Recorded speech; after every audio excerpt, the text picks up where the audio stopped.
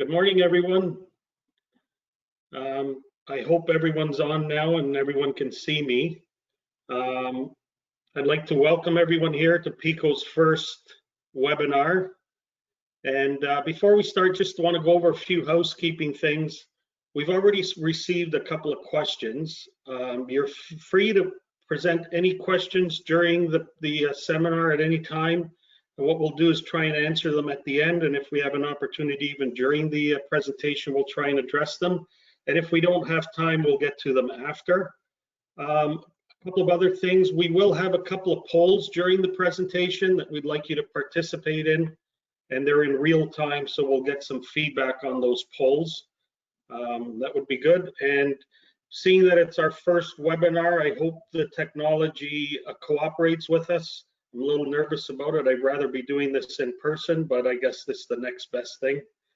For those of you that don't know me, my name is Michael Picco. I'm the president and founder of Picco Engineering, a structural engineering firm located in Toronto with a specialty niche in natural stone cladding, as well as other cladding that we do. And we do primarily our cladding work is international, and we've worked on projects throughout the world. And today is we're highlighting one of them, the Canadian Museum of Human Rights, and we'll be speaking about that today. So we're pretty excited about this, and we hope you enjoy the presentation. Joining me today is also our VP of Operation, Karl Doucas, and I'll let him introduce himself. Hi everyone, I'm Karl Doucas. I've been with Picco since 1999. So in my current role, I focus on business development, supporting innovation within the company, technical excellence, and executive leadership. I share Mike's passion for stone, so I'm excited to bring that to all of you with our new webinar series. So thank you. Great, thanks, Karl. So today, what we're going to try and cover today is how the design assist process worked through this project here, the importance of materials testing and sourcing of the natural stone, some of the anchoring system challenges, the ideal solution being natural stone as it turned out on this project, and the 3D modeling and the BIM, how BIM played into the project as well. So these are the main areas we're going to cover in this webinar, and we're using this project as a guideline on that. So just to give you a little bit of background on the project, it's the first museum outside of the Canadian Capital Region of Ottawa. It's the first museum in the world dedicated primarily to human rights. And as far as the construction goes, the CDs were issued in December of 2008. Construction foundation started in April of 2009. Steel erection started in June of 2010, and the project completed in September of 2014 is when they had the grand opening. And if you go on the museum website, just to give you a little bit about the building itself, the museum, right on their website, it says the museum is an innovative structure of curving lines and bold geometry. Many of the surfaces are irregular, with more than 3/4 of the walls sloped at unusual angles. Antoine Predock's unconventional design required the latest building technologies, including 3D modeling. So the team that was assembled here, the federal government was the owner of the building. Antoine Predock was the design architect. Smith Carter were the architect of record located in Winnipeg. Halcoriales were the structural engineers, Mitchell Partnership Mechanical, Mulvey Benany Electrical, PCL contractors were the construction managers. Graycom was our client, which was the stone contractor, and we were the cladding and stone consultants. And these were all the team members that we played an integral role with and had a lot of collaboration during the course of the project. So a little bit more about the architect, Antoine Predock. For those of you that may not know him, he's from Albuquerque, New Mexico, has designed several museums, art centers, cultural centers, college buildings throughout the world. And in 2006 was awarded the AIA Gold Medal, which is the highest award bestowed on architects by the AIA. and puts them in the company of people like I.M. Pei, Cesar Pelli, Frank Lloyd Wright, Renzo Piano, Calatrava. These are some of the recipients of this award. So a world-class, definitely a world-class architect. When we look at some of his inspirational pictures that he used for the inspiration of the museum, he took from the Canadian landscape and the Canadian North, and really got a lot of the inspiration from nature. And his, part of his goals were to really integrate natural elements into the design. And you can see how the inspiration was really reflected in the final design of the building here. So some of the objectives and challenges. So from an objective, the objective was to reach a LEED Silver rating, to try and use natural stone as much as possible. So finding a way to use stone into the program as a natural element, and also within the budgets of the project. Innovation, obviously, to design systems and solutions that perform to achieve standards of quality to feed into the LEED, and digital construction implementation because of the geometry. So some of the challenges, obviously, the shapes and forms and structure, turning those into real concepts on the job site were obviously challenged. I mean, back then, 10 years ago, processing those large volumes of data and sharing that became a real challenge. The interface between the various components of the building, the glass cloud, the mountain, which was stone, the facade, stone as well, and the root structure, and interfacing all that was also a challenge.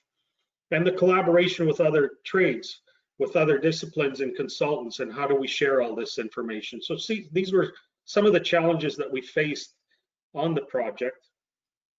When we look at how stone played a role in it, just to give you an idea of the size and scope, the alabaster cladding, which was strictly on the ramps, was about 36,000 square feet. Basalt cladding, which is in the core of the building in an area called the Plug, which houses the Garden of Contemplation, is over 15,000 square feet. The flooring, 4,800 square feet, which was in the Garden of Contemplation, and also the basalt columns were also in the Garden of Contemplation, 1,500 pieces. Tyndall stone was the main cladding, 172,000 square feet, which was located on many interior parts of the building, but the main stone on the exterior as well. A total building area, 265,000 square feet, and the total length of ramps, 2,500 linear feet, which is, half a mile of ramps, which are used to connect various galleries within the open space of the gallery. So really, just to give you an idea, quite a large stone project. So really a once-in-a-lifetime project, Mike, one that taught me for sure a lot about the creative process. So let's talk about design assist here. How does a design assist engagement with a stone consultant like Picco provide value to a project? Well, I think you can recognize by the shape of the building and some of the elements that we just discussed that the design team recognized very early that bringing in specialty consultants was an important key to the success of this project, and getting input from all the various specialty stakeholders and collaborating with them early on in the process was very important. So in order to accomplish that, a design assist tender was actually issued with respect to in particular, the stone cladding related to the ramps, but we also worked on the other parts as well. So a very clear definition of the requirements and pre-qualifications were outlined in the design assist package, which included relevant experience in stone, design, and also capabilities with respect to technology and being able to speak in a BIM environment, which was very critical to the collaboration required on the process. So there were a lot of pre-qualifications that were required to be met in order to submit a tender on the design assist. So some of the stuff we talked about and were responsible for were the design assist process, collaborating with the trades, collaborating with structural. Obviously, the design architect had a lot of input. The supply of the stone material and sourcing it, installation of the stone, and the connection systems to meet the design goals, which with respect to the ramps was to see a seamless surface of stone with no shadowing. That was the goal when we got into it. So part of the process we went through on the design assist was to look at various ways that we could accomplish this. So we looked at laminating onyx to a glass surface, so a laminated glass and then putting a stone surface on the face of it. One of the things we explored as one of the options. Another option was cast glass, as creating panels in a glass that mimics the stone look by using different colors in the glass, and it was done quite effectively. And we tested a lot of these different products too. But what we landed at the end, which was really the vision of the architect, was alabaster and the natural look of it and the natural veining and variance within it. Now, what you can see here, this was a mock-up that was presented in Spain where we sourced the material, and you can see the various colors and shades of the alabaster. So we used this panel here to actually establish a range of color that was acceptable to the architect. And a lot of the really dark colors they didn't want to see, and a lot of the reds they didn't want to see. There were some panels with a pinky, orangey veining pattern in it. So we wanted to stay with as translucent as possible with some veining, not dark, opaque panels. So we had to establish a quality control program in order to do that. Great. So as we lead into sourcing, let's try doing our first poll here, and the question should pop up shortly. When supplying your project with natural stone, what is the primary way or your preferred method for sourcing material? And here are our options: direct from the quarry, through a retail supplier, by way of a stone broker or third party, or you prefer sourcing to be done by the trade contractor directly. We'll just give it a few seconds here and get some results.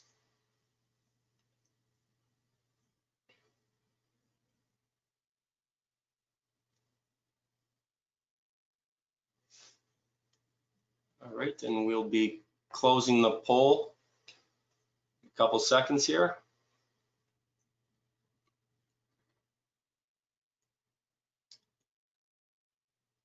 Okay, so it looks like direct from quarry was 45% of the answers, 18% by way of stone broker or third party, and 36% prefer sourcing to be done by the trade contractor. So a little bit of a range there. So let's look at what we did here on this project. Because we did the design assist, we were involved in all aspects. So the one material was obviously the basalt, which played into the core of the project, which was an area called the Plug and the Garden of Contemplation. And the goal was to create a very natural looking environment, an area of meditation and reflection. And the natural basalt columns was part of it, which is natural extrusion, a natural stone found in very few places of the world, but Giant's Causeway in Northern Ireland is one of the famous areas where these basalt columns can be seen. This was actually sourced in a quarry in Mongolia, which also has a very large quantity of these stones protruding out of the earth with natural hexagonal shaped columns. And you can see historically these go back way in time. The roads in Pompeii are paved with these stones. So as far as durability, there's a pretty good measure there that it's a very durable stone. Will require very little maintenance once installed in the museum. So that was one stone. The other stone was the Tyndall limestone, which is a locally quarried stone in Manitoba, about 50 kilometers north of the job site. A limestone quarry has been a quarry that's been open for a long time. A lot of the buildings in the capital in Ottawa are clad with Tyndall limestone. And you can see the stone comes out in very clean blocks and ledges. And what they've done in order to utilize as much of the stone as possible, created a pattern of various heights of coursing and various lengths of coursing. So there's very, very little waste when you're coring the blocks in this case. And finally, the alabaster. You can see this was sourced in Spain. And the interesting thing here about these three stones that really demonstrates the various methods of coring. So you have one, the Tyndall limestone coming out in very rectangular blocks, very clean sizes. You have the basalt columns that are natural extrusions coming out of the earth in hexagonal shapes. And then you have the alabaster that comes out in boulders and large fragments. So utilizing the stone and trying to get as much yield out of it as possible is very important. So the initial design of the alabaster actually had quite large panels. So when we actually went to source the material, and the alabaster was the material of choice, we quickly recognized in order to get very large panels, it was going to drive the price way up. So the original budgets with the large panel sizes made the use of alabaster impossible to meet budget. So we said, what can we do to help mitigate that? So we created a pattern of various lengths of panels and various heights in order to create a matrix of different sizes that could kind of blend in and unify, still get the look that they were looking for, but utilize much more of the stone, which means a lot less waste, and obviously brought the budget way down. What was the next thing we do? We did a rigorous testing on the material in order to establish what thickness we can use. So originally, the material was the spec called for a 3 centimeter stone. After testing, after establishing a maximum panel size within the yield of the quarry, which was still smaller than the original, we were able to go to a 2 centimeter stone. So now we increased yield, which gave us better pricing, and we also made a thinner panel, which again contributed to better pricing, which brought the alabaster natural cladding within the budgets of the project. So there's various tools and ways we can do things and design the stone in order to meet certain budgets. So the early involvement of the consultants and the early understanding of the materials we're considering for the project obviously plays into collaboration with the design architect, how flexible are certain parts of the design in order to meet the project goals and requirements. So the next thing we got into after testing and establishing certain things was some mock-ups. And we did mock-ups for each area. The alabaster, we created a corner of one of the ramps and a panel to check the lighting. So one mock-up was to check the feasibility of the anchors and if there was enough adjustment in the anchor design. And the second one was more focused on the lighting and the anchors and the impact of the anchors on the lighting itself. And when the lighting, part of this whole process was collaborating with the electrical consultants and the various types of lighting. And was it going to be backlit from the bottom and the top, or were we going to use panels? And what we found was with the various testing, they used LED strips. Unfortunately, you could read the lines of the strips, so the architects didn't like that. Then we went to little pin lights in a sequence, and again, there were little hot spots. You could read the individual lights. And what ended up happening at the end was lighting at the top from behind the stone, which actually one of the questions was, how was the lighting accomplished? It was all backlit, and it ran down the surface of the stone from the top with a reflective member at the bottom that allowed the light to shine down and reflect back up from the bottom. And it created a very consistent lighting throughout the back. There was a concern that, it would be much more prominent at the top and not as deep at the bottom, but with the reflective member, it really balanced out quite nicely. So again, mock-ups played a huge role in finding out a great way to do that. The basalt mock-up was actually in situ. So we picked a corner and we did a mock-up there. And incidentally, the modeling and the shop drawings actually had a top of elevation of each one of those stones. So it wasn't randomly placed. There was actually an approval shop drawing of the randomness, and the design architects were quite involved in how those stones were going to vary within the space itself. So it was quite a process, really interesting, great collaboration. It was such a fantastic experience to work on such a complex project, and having all the stakeholders driving the success of it was really great. Good. So some really important insights there with sourcing and testing. Thanks for that. You really don't want to make a mistake when sourcing material, that's for sure. So I'm also just noticing some questions coming up. So thanks for that. Keep them coming. We will touch on those closer to the end of the presentation. But let's move on to stone anchoring. So Mike, when in the project lifecycle should anchor and connection solutions be explored, and how does this activity impact the facade or cladding design? You know, obviously, the more complex the project, the earlier engagement is always better. But I would say that with any project, if we can be involved early enough to influence some of the decisions of what goes on behind the stone and how the stone is going to be anchored to it, again, plays into a lot of times some efficiency in the structural design and efficiency in the costing of the stone, when we can have an influence of how that happens. Every building has its own requirements.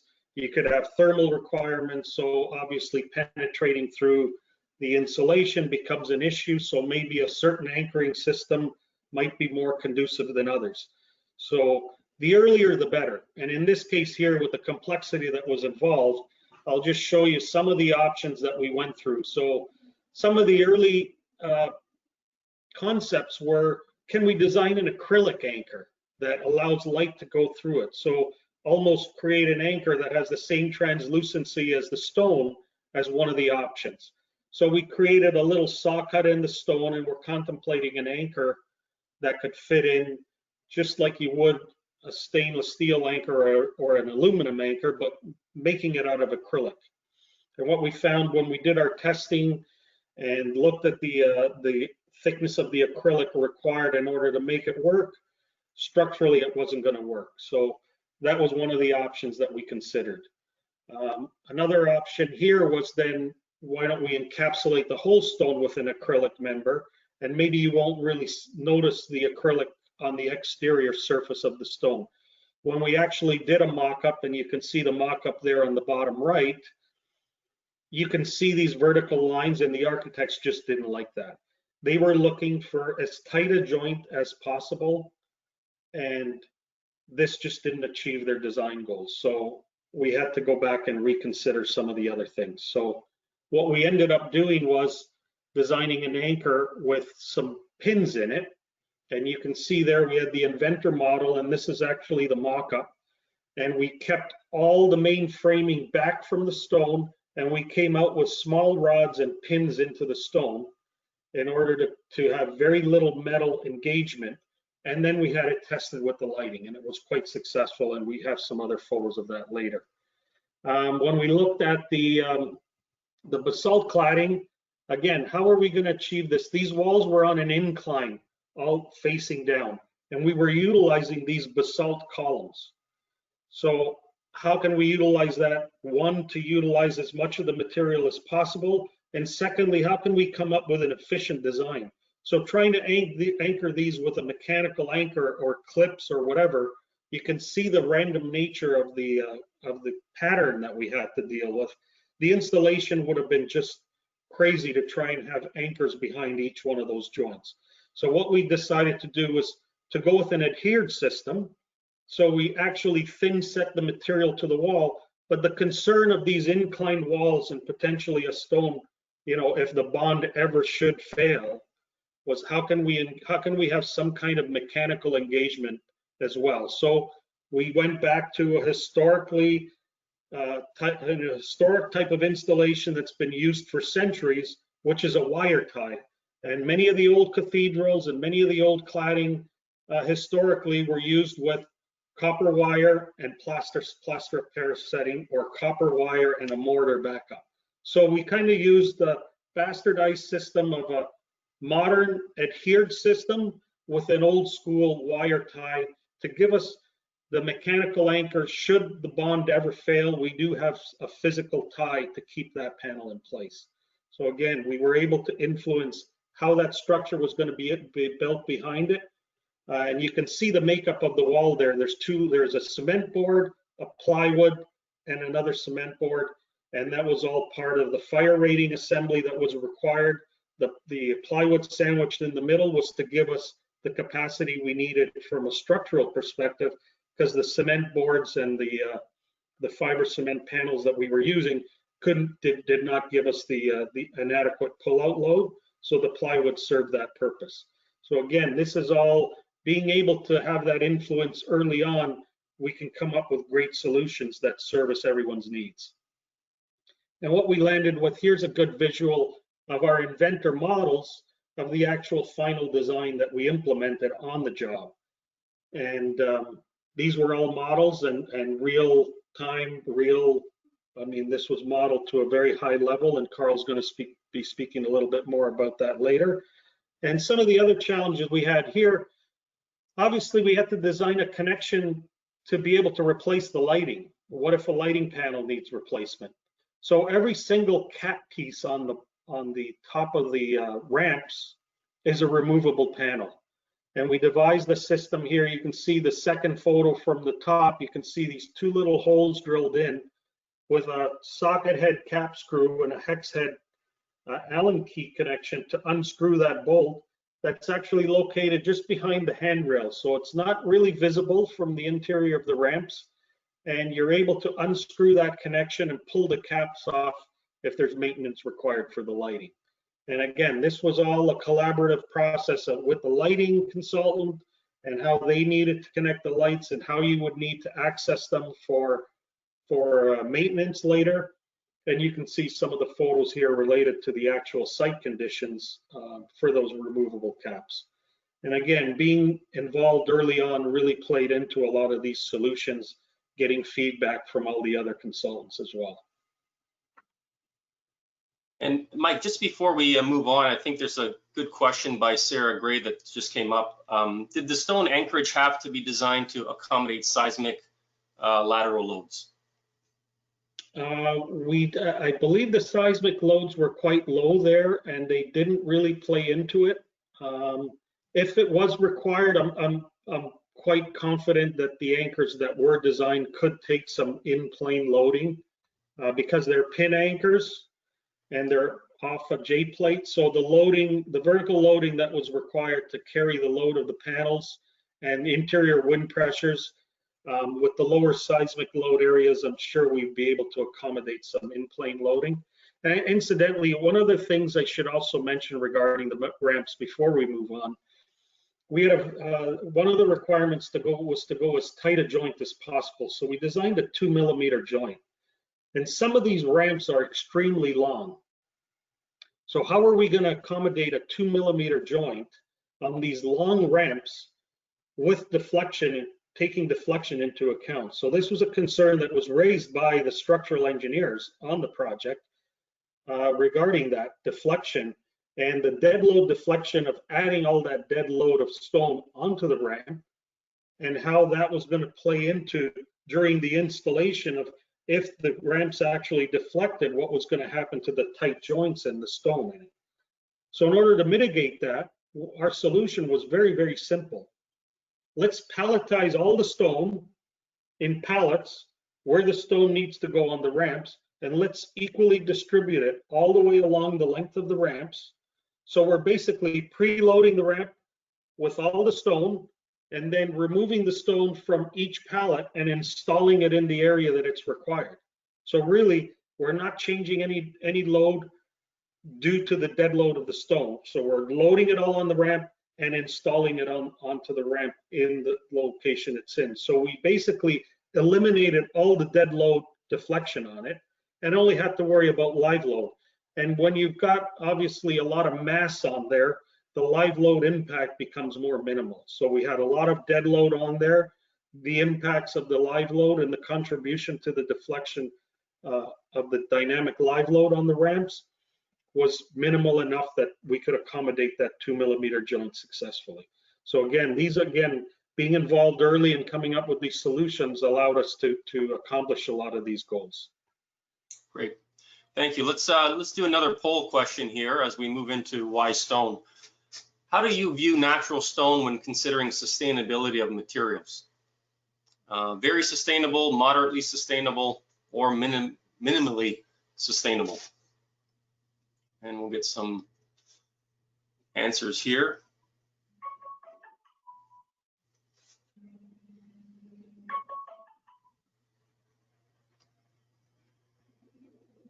All right, and let's see the results. So we got 7% considering it minimally sustainable, 27% moderately, and 67% very sustainable. So I would say that the 67% would be, in my opinion, the most correct. So let's look at sustainability and how it relates to the stone on this project. So some of the, obviously the structure required concrete, and one of the things was, well, concrete's not the most sustainable material. How can we get some sustainability of that material that's obviously a requirement of the structure? So what they did to accomplish that was use it also as a finish. So in this case here, the big parts of the structure, the concrete was exposed. They put a black pigment in it, and the structure was actually the finished surface as well. So eliminating the need of furring out, adding finishes and whatever, obviously played a role in using that and making it more of a sustainable material. We used the alabaster. The goal there was to minimize the waste on it. And the Tyndall stone was obviously quarried very close, as well as the basalt. But when we talk about sustainability and natural stones, we have to go right back to the quarry and where it starts. So here are some photos of the use of the material and how we varied the lengths and panels in size in order to yield as much of the material as possible. But let's look at a slide that really speaks to the life cycle assessment of a material. And really, this is becoming the most prominent way of measuring the total embodied energy of a material from the raw material source to when it gets to the job site. And how is that really impacting the carbon footprint of the product and its use and its end of use at the end of the cycle. So if we look at natural stone, it starts at the quarry. And what's been developed for quarry operators is a very stringent code, NSC 373, which is recognized by LEED, BREEAM, a lot of the green building councils out there and authorities as a very sustainable way to quarry material. And it goes into everything from water recycling to what happens with the quarry at the end of the life, to recycling materials, to energy consumption. All that plays into the role. And then you get to the processing part, and even there, very stringent rules on recycling water, energy consumption. The biggest role when you look at life cycle assessment of stone, because there's very little energy required when quarrying, very little energy required when processing it. Transportation is really the biggest impact on carbon footprint, is transportation. So getting it from the quarry to wherever it's being processed. Processing, which is finishing, cutting, polishing, again, requires very little energy. And in a lot of cases, they're using natural energies now like solar and wind to drive these, and recycling water. So from an energy perspective and a carbon footprint, very minimal. But then there's transportation from there to the job site. And again, depending on where it's located, that transportation could play a significant role. When you're comparing it to other materials, all the other materials have that same transportation problem. So when you're comparing the transportation component of many of these materials, except for when quarries are located in very remote areas where transportation becomes a lot more cumbersome than some of the other manufactured materials. Stone could play a bigger role there. Obviously, at the end of use, from a sustainability perspective, on the design of the building, when the proper stone is used, it's eternal. I mean, we see it on buildings. Historically, some of the oldest structures in the world, the oldest living buildings out there are mostly stone. So we know that longevity, and from a performance perspective, there's probably no other material like it. And obviously, at the end of use, it's a totally recyclable natural material that can be either reused in its form, can be recut to be reused, or can be crushed to be used as other materials. And when you look at this whole life cycle assessment and the total embodied energy from start to finish, if we compare it to some of the other materials, we can clearly see here, this is an independent study and there's other studies done on it. When we're looking at total embodied energy, you can see how stone plays in with many of the other materials. And most of those other materials, the difference is in the manufacturing. Many of them require heavy manufacturing, heavy heat, chemicals in many cases to produce the finished material. So that's really where the big difference is. Transportations are very similar, like I mentioned before. So there's many studies being done. There's a lot more work that needs to be done, but I think stone needs to tell the story that it really is a very, very sustainable natural material. You know, you often see these, you know, photos of quarries of, you know, ripping apart the earth. That's really a small part of it. And there's a very stringent rules and methods now that have become a lot more efficient on the quarrying methods. They used to blast a lot. They're not blasting a lot anymore. They're using wire saws. So there's very little waste in a lot of the quarrying now. So they've come a long way from where they used to be historically. And it's a very, very sustainable material from a total embodied energy perspective. Great, so thanks, Mike, for that. I'll jump into the topic of BIM, kind of a catchphrase in our industry a bit, and I'm sure you've all been exposed to it. But before we talk about BIM at CMHR, let's review what BIM is and what BIM is not. And I could say that, you know, BIM is not strictly a 3D model or just Revit alone, or any software for that matter.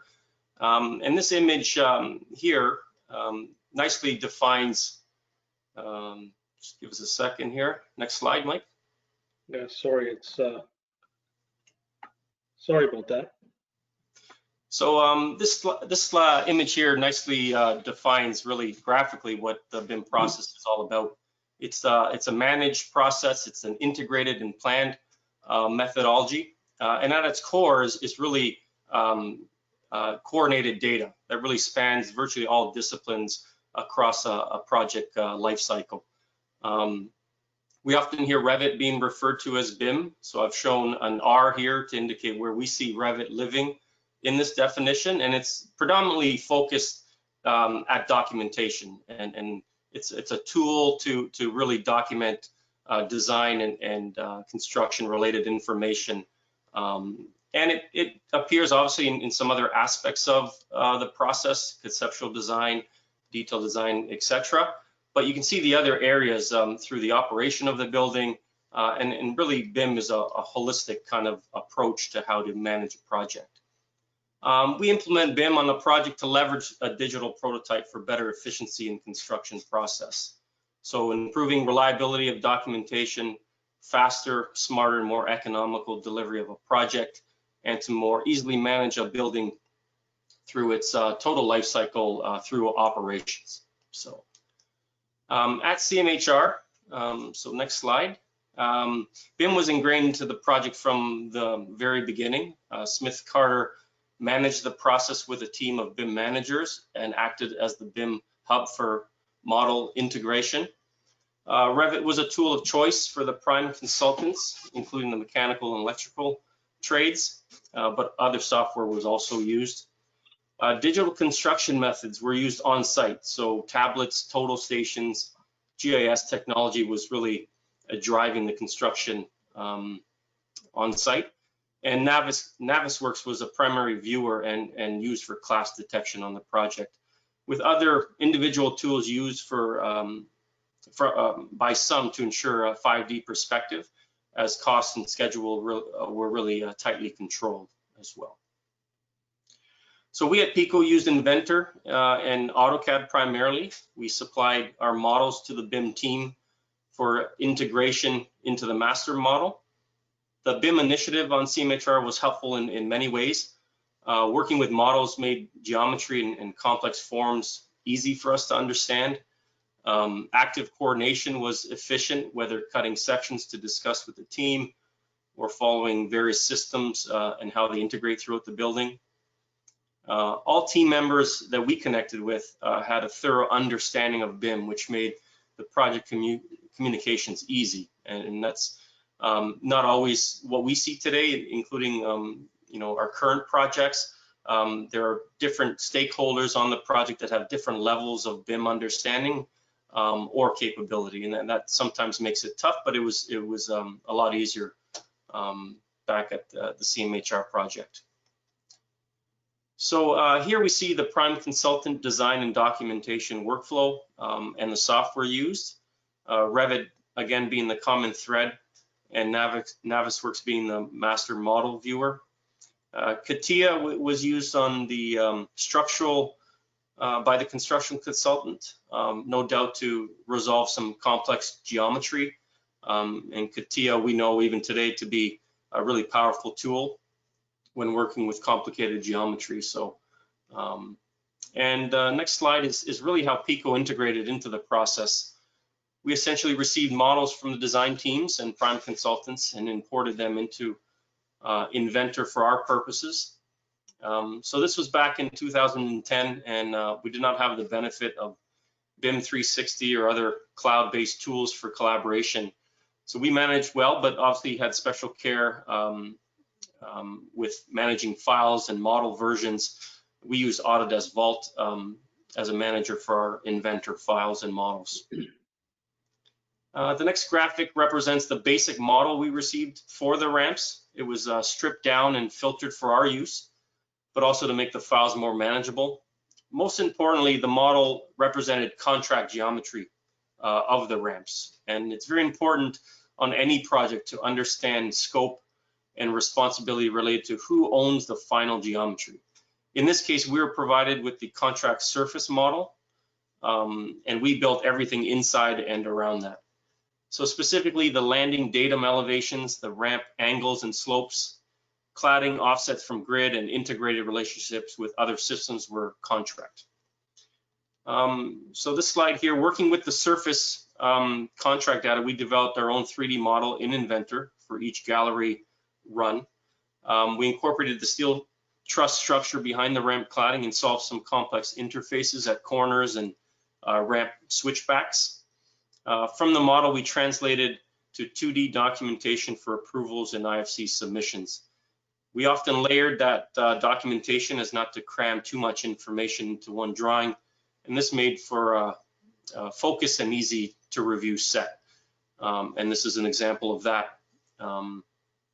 At the inside, or some of the interior corners of switchbacks, there were glass railings, and then the ramp would kind of switch midair and kind of continue up to another gallery. So that's what that plan was showing.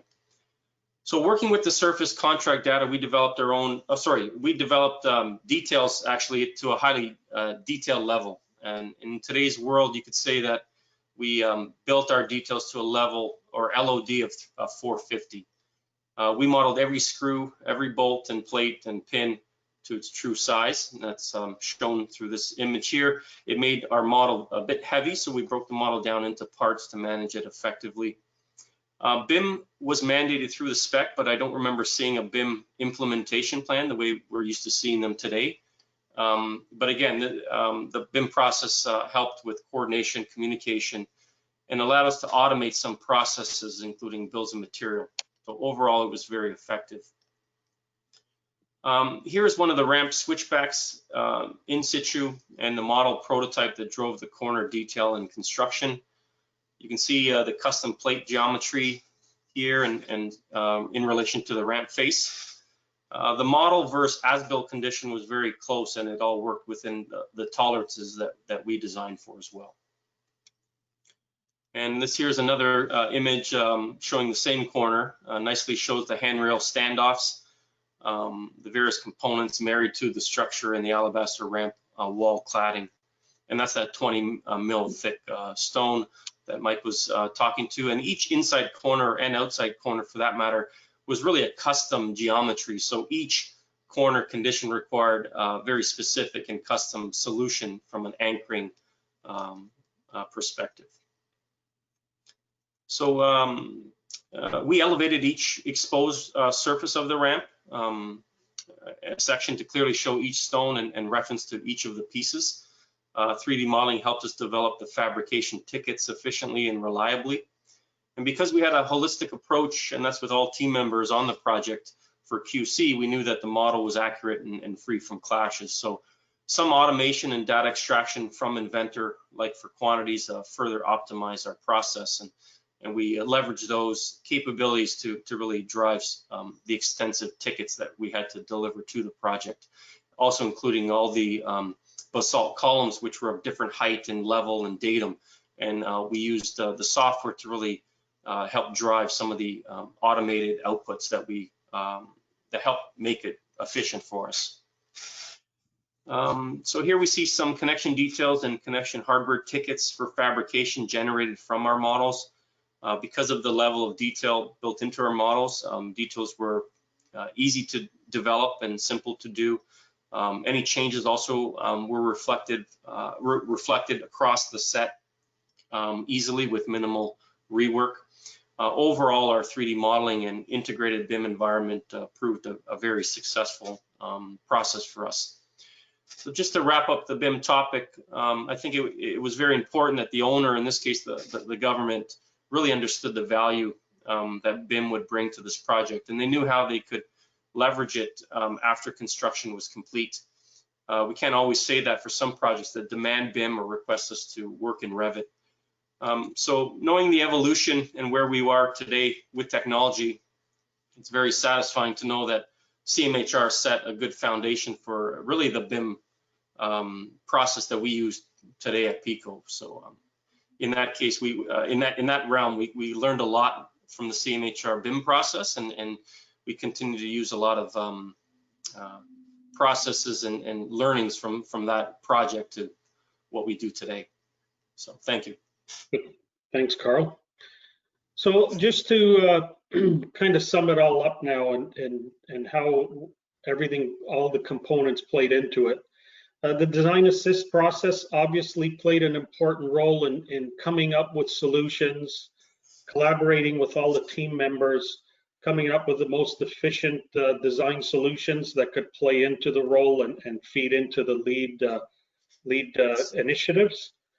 The BIM process and communicating with all the stakeholders, as Karl went through quite thoroughly, was an excellent way to communicate, to find solutions, to detect issues, problems.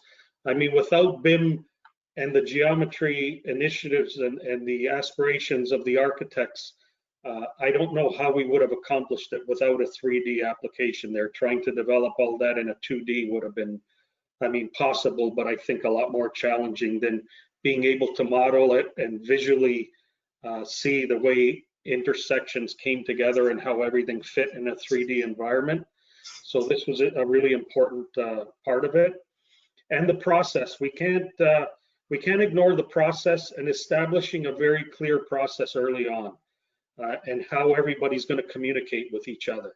And in this case, this project here, I think really highlights the importance of that with an extremely complex project and how the team collaborated and shared information.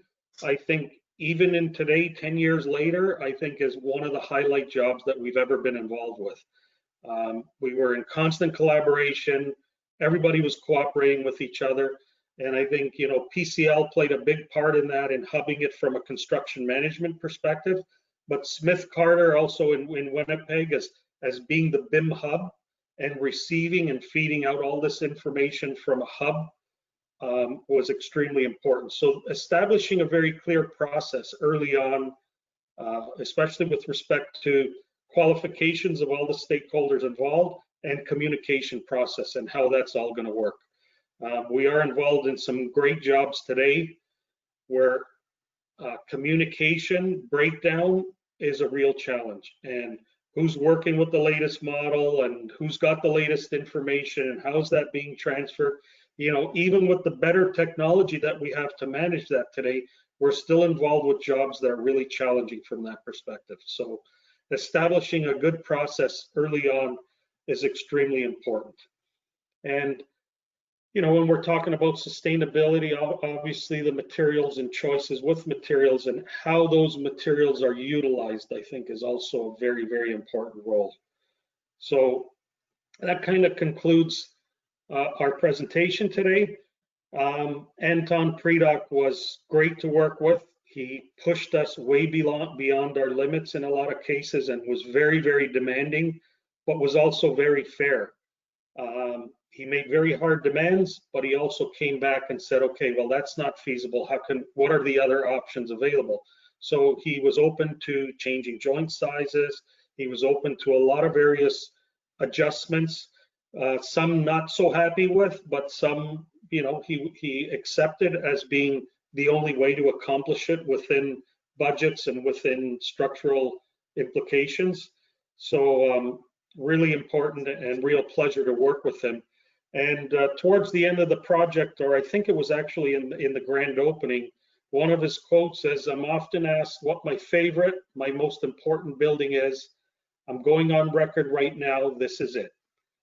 So being part of that and being one of the key members and key consultants and companies being involved with that project, we're extremely proud of it, and definitely one of our highlights as Picco Engineering.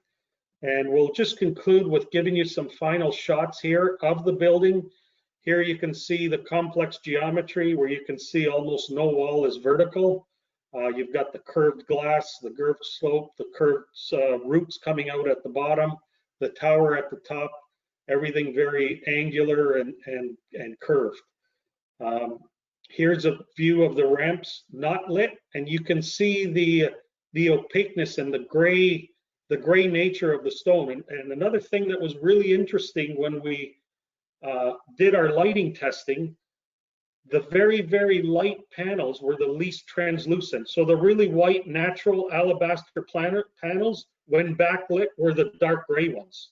So you had to find this range of panels that were kind of a mid-gray to light that actually were the most translucent bright ones. And you can see here, the exterior of the ramp is the one above. Very, very little shadowing, a very consistent light throughout the alabaster. On the interior of the ramp, it's only diffused light from the outside. So where you see the handrails, there's no lighting on that interior. It's really only the light that's getting diffused from the reflector at the bottom and the light at the top. So there was talk about lighting the interior of the ramps as well, but for budget and whatever, and when we did the mock-ups and the architects saw how it's lit on the inside, they were acceptable with a bit of the shadowing on the interior of the ramps.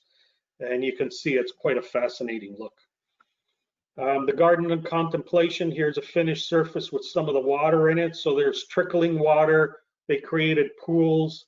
Again, a real kind of a Zen environment there. That's an area for reflection and contemplation. And here's a view of it from the top looking down. The pools are not filled here. This was kind of at the end of construction, but before the water was filled in them. And a final photo we have here with our client, Burley Hill with Graycom Construction, which was our prime contact. And we had a lot of collaboration with him. And for him, it was obviously one of his proudest moments as well. And that concludes our presentation. I hope you enjoyed it. We got a couple of questions here that maybe we can go through. Karl, if you could help me with them, because I can't see the questions here. Sure, I'll recognize all the questions, and I think you've answered this one already from Steve Lee. Are the ramps backlit or surface lit? And you talked about that already, that they're backlit from above and shining down to a mirror below. We have a question from Sarah Gray. What are the special challenges, if any, of using stone inside a museum with special climate conditions?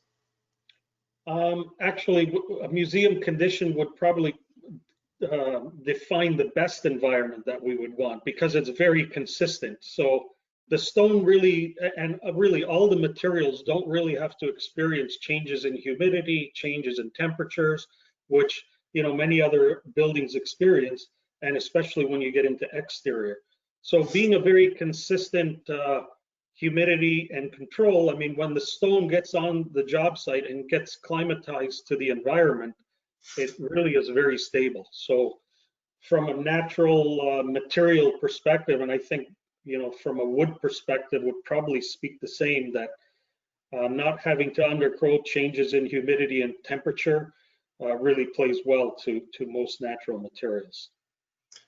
Great. So a couple other questions from Sarah. One, can you describe how the onyx was laminated to the glass for those tested panels, or that tested option that was ultimately not used?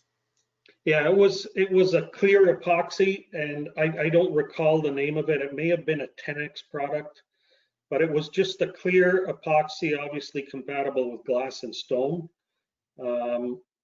And you know, and a stable. The other question is always, when you're laminating, is what surface are you laminating to, and how do the thermal properties vary? Now, again, in this case, being an interior environment, thermal properties were not that critical, because once it's stabilized in an environment, you're not experiencing any changes. But when we're dealing with laminated stone on products like aluminum backing, honeycomb backing, you have to be very careful on the materials that you're laminating to, because there have been cases where changes in difference in thermal properties have created failures where one material is moving very differently than the other. So compatibility of the materials that you're laminating to when you're doing that, or considering that, is extremely important. Great, thank you. And there's one more question. How did you source the trial acrylic anchors, or did you fabricate them yourself? We did fabricate a couple of pieces. I can't remember if they were 3D printed or if they were milled down from a solid bar, but we only did a very few just to test them out. So there wasn't a lot of cost involved, because we realized quite early on that it wasn't going to be a solution that the architects liked. So there wasn't a lot of quantity, but yeah, I'm pretty sure they were milled down from solid acrylic when they for the mock-up, and for some of the just visual mock-ups, and then the mock-up we did for the lighting. Great, thank you. There's one more question, actually. Have you ever used digital tools for a virtual dry lay to arrange stone panels prior to installation? I guess, you know, pertinent topic today, since we're kind of working remotely primarily. Can mock-ups and dry lays be done virtually? Technically, it can be. I mean, it's done very often now with kitchens and interiors, where you can actually take digital photos of the actual slabs that you've selected, and you can lay out where the cuts are going to be and visually see where your joints are, how your island's going to fit together, if you're book matching pieces. So it can be on a small scale. It can definitely be done, and is being done now. Like I said, with a lot of the stone warehouses now are digitally collecting data on every single slab that comes into their warehouse. It's barcoded, it's documented, and if somebody goes in, they don't necessarily have to physically walk through the warehouse. They can look at the photos, select their slabs, and they can do a digital dry lay of exactly what it's going to look like. So digital dry lays would be feasible. Obviously, you'd require the supplier to have a digital catalog of all the slabs that are being considered, and then you would have to go through each one and lay out where the cuts were going to be, and obviously arrange it and document it. So it would be a little bit of a process, but I mean, no different than trying to do it physically, where you need a large warehouse and dry lay all the pieces and, have a physical look at it. So, And I think, Mike, to add, I mean, with natural stone, like everything else that we buy, it's very tough to buy strictly from an image. I think there's no substitute to feeling and touching the material, especially when you talk about natural stone, and seeing that in a live dry lay, so that you can really sense whether it be the lighting and the texture of material, not to mention the properties and all the material testing results that kind of support the selection of a appropriate material is very important. So. Yeah, for sure. And some architects and designers, really like to see the material, like you said, and actually visit the quarry and see the blocks that are coming out and be part of that whole process as well, which is, there's always a huge value in that. Really understanding the materials, understanding the limits, the variation in the stone. Very often, you're provided with 6x6 or 12x12 samples of materials, and you really don't get a sense of the whole material itself. There's no substitute for visiting a quarry and really understanding the size of the blocks that are coming out, how it's being quarried, the variation in the materials and slabs, and very often can even present some really positive solutions that you may not even be considering when you actually have the opportunity to visit a quarry and really understand the material you're dealing with. Great. So thanks, Mike. We're up against the time, so if we want to wrap up, there's no other questions right now. So. Yeah, and thank you all for participating. We really enjoyed it. I hope you enjoyed the presentation. If anyone has any ideas or any topics you'd like us to speak to, please send them through to us, and we can always try and frame a presentation around that. We have 2 other presentations on our website, one next month on the Aga Khan Museum, and it's going to focus on testing of materials and the importance of testing. So we're going to use that project and really focus on the testing aspects and what testing means and how it plays into the role of stone selection. And then we have another one in the following month that's going to speak to stone as structure and how can we use stone historically like it was historically used and go back to using stone as a structural element. So that's coming up. So if any of you are interested, we'd love to have you participate in those. And again, any topics or any other questions you may have, please forward them through and we'll try and get back to you. So thank you all very much and hope to see you again. Thanks. Thank you.